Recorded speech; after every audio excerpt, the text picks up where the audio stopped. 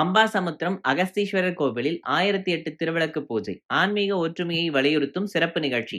விவேகானந்தா கேந்திரம் கன்னியாகுமரி கிராம முன்னேற்ற திட்டம் மற்றும் விவேகானந்தா கேந்திரா சமிதி அம்பை கிளை சார்பில் நெல்லை மாவட்டம் அம்பாசமுத்திரத்தில் 1008 திருவிளக்கு பூஜை நடைபெற்றது. அம்பாசமுத்திரம் அருள்மிகு அகஸ்தீஸ்வரர் சுவாமி திருக்கோயில் வளாகத்தில் நடைபெற்ற இந்த ஆன்மீக நிகழ்ச்சியில் ஏராளமான பெண்கள் கலந்து கொண்டு திருவிளக்கு ஏற்றி சிறப்பு வழிபாடு செய்தனர். திருவிளக்கு வழிபாடு என்பது குடும்ப ஒற்றுமை, நலம், வளம் மற்றும் இறையருளை வேண்டி பெண்களால் பாரம்பரியமாக மேற்கொள்ளப்படும் முக்கியமான வழிபாடாக கருதப்படுகின்றது. கன்னியரும் சுமங்கலியரும் இணைந்து மாலை நேரத்தில் திருவிளக்கு ஏற்றி வழிபாடு செய்வதன் மூலமாக ஆன்மீக சிந்தனை வளர்ந்து அன்பு, ஒற்றுமை மற்றும் நல்லிணக்கம் பெருகும் என்பது நம்பிக்கையாக உள்ளது. ஊர்கள் தோறும் ஆலயங்களில் பெண்கள் ஒன்று கூடி திருவிளக்கு வழிபாடு செய்வது சமூக ஒற்றுமையையும் ஆன்மீக உணர்வையும் வளர்க்கும் நிகழ்வாக பார்க்கப்படுகின்றது.